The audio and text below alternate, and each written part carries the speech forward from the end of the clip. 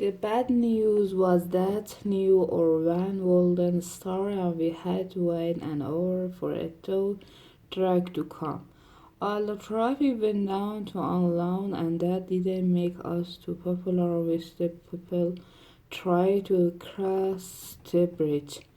The guy at the auto repair shop said we cracked the radiator and it was gonna take at least 4 or 5 hours to fix it. That meant we needed to find something to do for the rest of the day. When we stopped outside, I was pretty shocked to find out we were only 2 blocks away from Sac Central, which is where I want to go in the first place. I begged Mom to let us to go there while we were waiting for the van to get fixed. She said she would rather we with something wholesome like go to local library, but this time she was out for too long. So we walked to Sac Central and paid for ticket at the gate. Then we got a locker and put in all the stuff that we didn't want to get wet. We changed into our bathing suit and made outside the restaurant. I was super crowded and there was no way we were gonna find 5 long chairs altogether. We eventually found a chair with a few broken straps and dumped or towel and the rest of our stuff on it. Mom and Dad stayed back with me, so me and Rodrigo were on our own. But Mom said she wanted the two of us to stay together. We went to the giant mauve pole first, but there we were about 1 billion people in it. Rudy suggested we play hide and seek, but well, with all the people and raft in the pool. I know it would be impossible for the seeker to find the hider. I tried to make it fire. The hider could swim underwater. I didn't really trust Rodrigo not to cheat, but he came up with a way to make sure the battery followed the rules. Rory got a paper placemat from the snack bar and said the header had to keep in try to improve. They didn't go underwater and have the mate. I was pretty impressed and he came up with that all on his own. I volunteered to be the first header and found a spot at the far end of the pool where I know Rodrigo would have trouble finding me. What I didn't know was that Roderick had written something on the placemat before giving it to me. Unfortunately, everyone around me noticed before I did. What he wrote would have been enough on its own, but his misspelled word somehow made it worse. And even more embarrassing when the lifeguard got down from her chair and told me I had to get out of the pool. When it came to Rodrigo, I've got to learn to trust him implicitly at water park. I was done with Rodrigo after police meeting and didn't care it. Mom said we needed to stay together. I left him behind and went to the water all by myself. I hadn't realized how long the line was until I got halfway with the start. By the way, then a town of people were behind me and there was no trying back, so I was backed in with these people until I got to the top. It was really hot and people were starting to get agitated by how slow the line was moving. Then he came right behind me, pocket the lady in front of me in a bowl with a pole noodle, and she saw it was me. So then I had a friend to deal with. I really didn't want to get into the fight over something like this, But luckily it didn't come to that. We were at the top of the stair and it was time to go down the slide. Unfortunately, the draft was a four-seater which made things pretty awkward on the ride down. The slide invasion of into an area where there were a ton of raft, which was great because it gave me a chance to hide from that woman and my boyfriend. I went around the lazy river twist to make sure I'd lost them. I'd had enough with the water after that, so I went back to our long chair to get my clothes.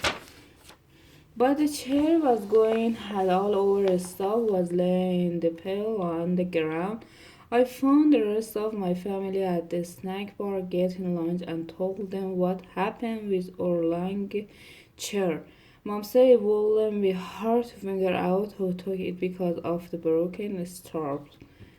We spread out to look for it and I searched the area by the wave pole. Sure enough, our long chair was there, but I couldn't believe who was sitting in it. I don't know what the odds are of running into the same people again and again, but this was starting to get ridiculous. I figured it was best to just let Ebert have our long chair and not make it into a big deal.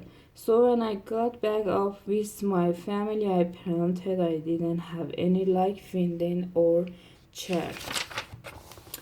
By now our food was getting cold and we still didn't have anywhere to eat.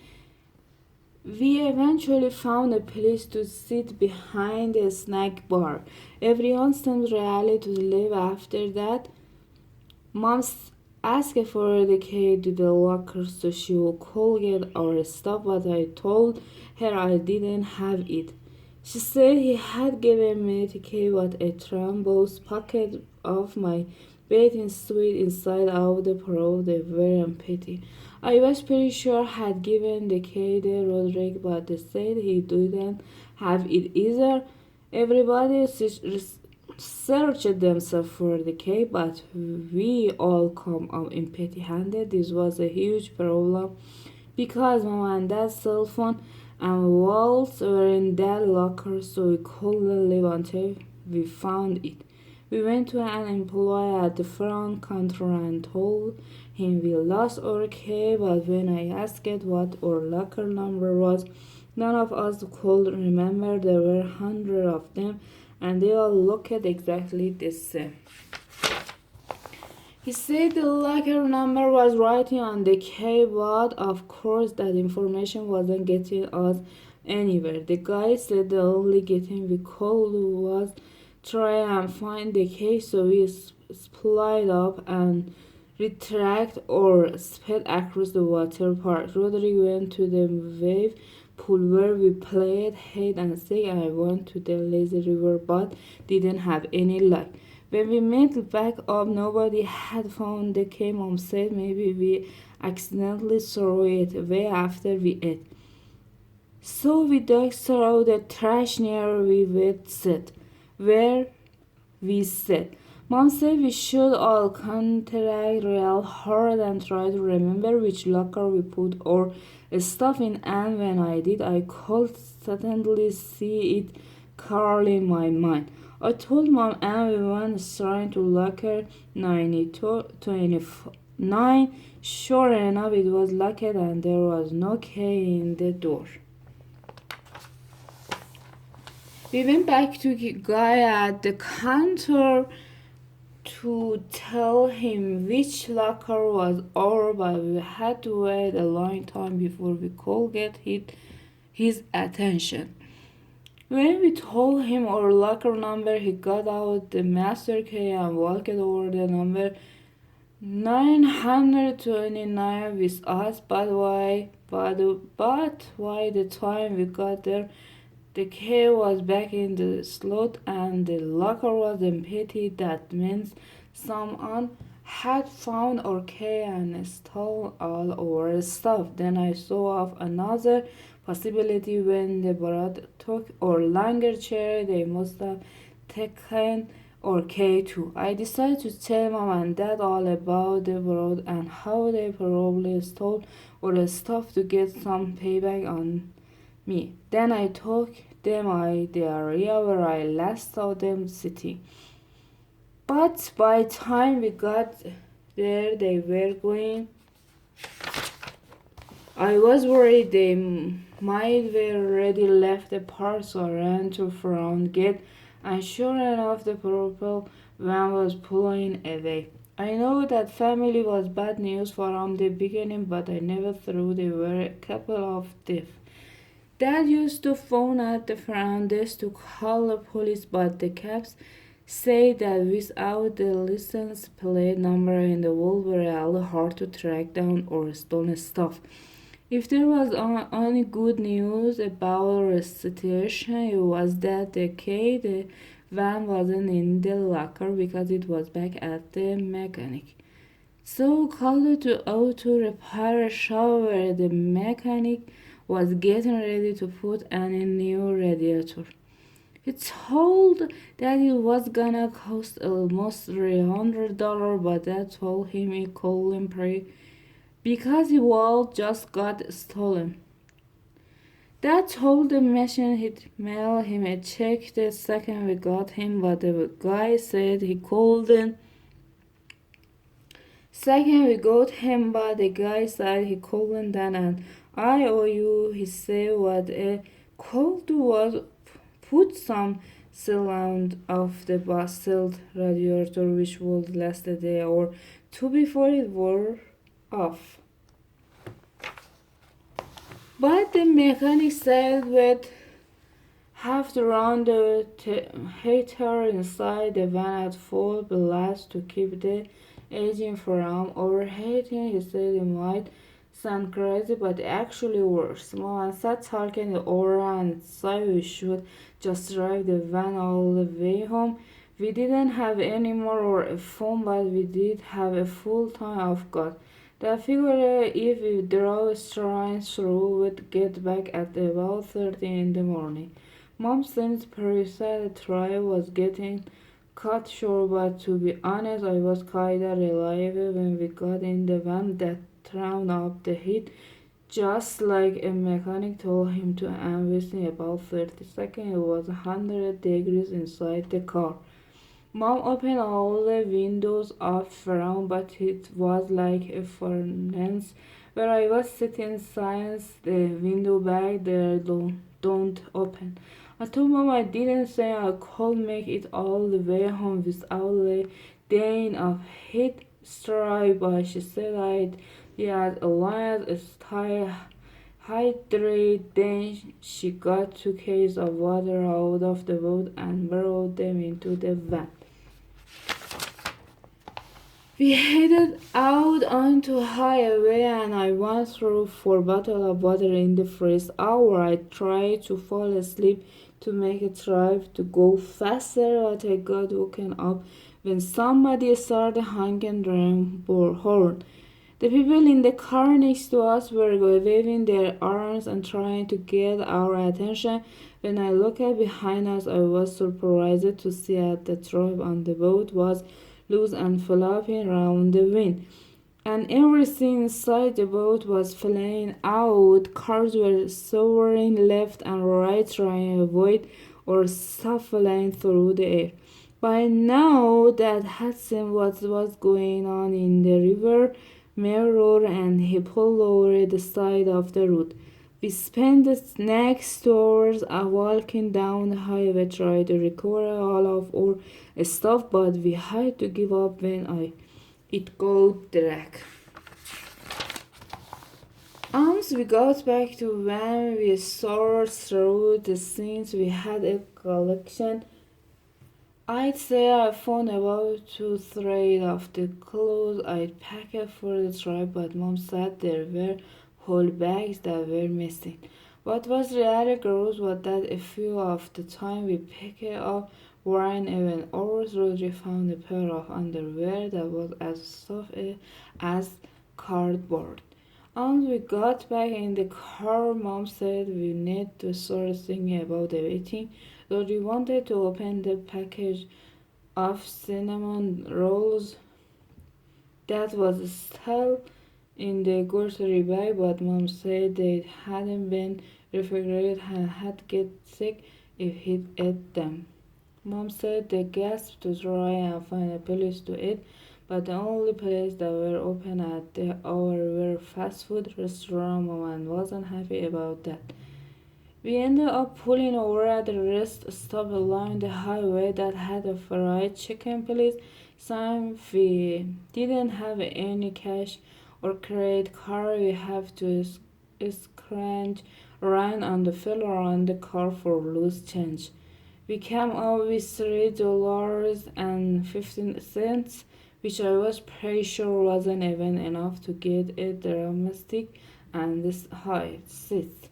Mom said maybe they had a value menu with less expensive items, so we got out of the car and walked to the restaurant. But when we got to the entrance, the doors were locked. We could see workers inside, but apparently at the hour the only thing open was the drive-thru. We got back in the car and tried to enter the drive-thru lane, but with the boat it was too tight a sequence, so we had to repark and go through on foot. We stood next to the menu and waited for someone to come on the speaker and take our order, but none on date. That said there must be some kind of sensor that could detect the wait for a car. So we did our best to trigger it. Eventually somebody inside noticed us and opened the drive-thru window.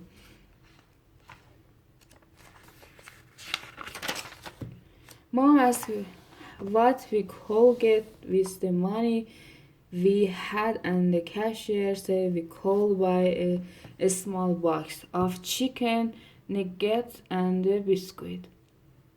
So we got that plus a handful of barbecue sauce packet. Then we went back to the van and supply up to food 5 away.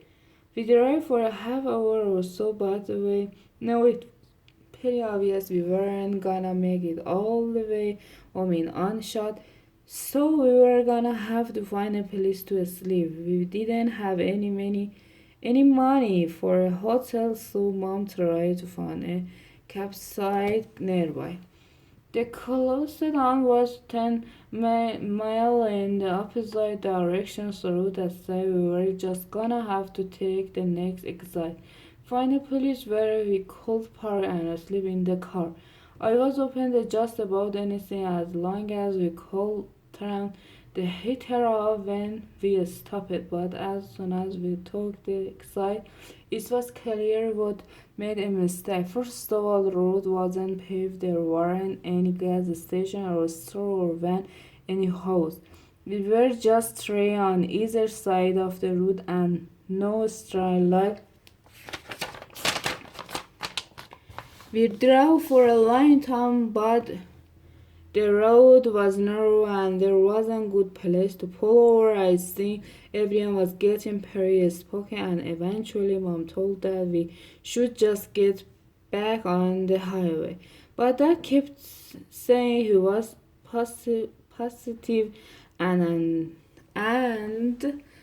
any moment we were gonna find a good place to stop. The farther we went through, the more nervous Mom became because now even the gasp didn't know where I saw something on her head. We all excited that maybe we were getting back a civilization, but we were wrong. Right at the moment when everyone nervous were totally shut, there was a really loud noise that swerved off the road and our car came to a spot in the mud.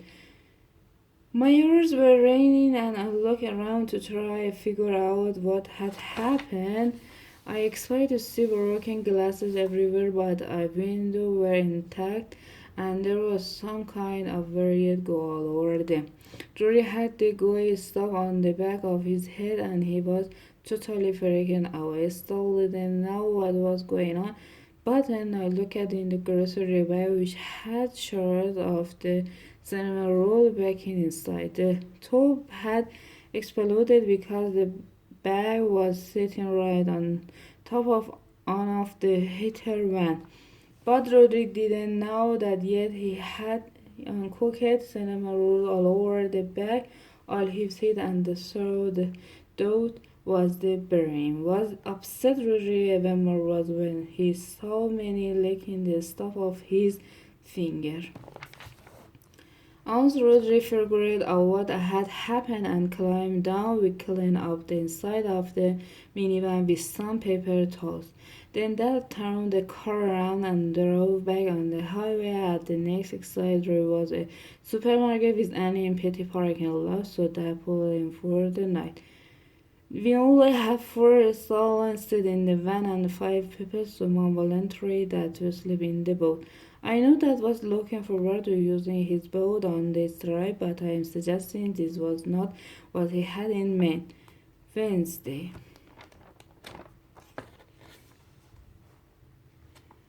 I took me a long time to fall asleep last night. I was woke up and about 6 in the morning when the grocery store employees started arriving for work.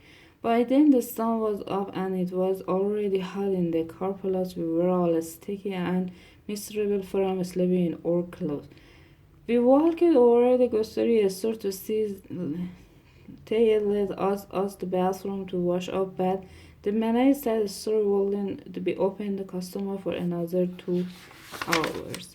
When we were walking back to the car, Mom said we could use many baby wipes to get clean up. But then she realized she had accidentally locked the key inside the minivan. There was hope, so our sunroof was still open, so Dad tried to fish the keys out of the cup holder. After a lot of trying, he still couldn't get a right angle. It looked like we were out of option at the open point, but then Mom suggested maybe anyway could get the key out.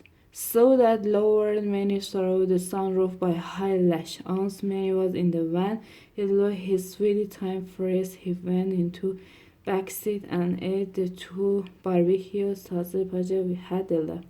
Then he walked through my duffel bag and found a pack of arrows I have been saving just in a case.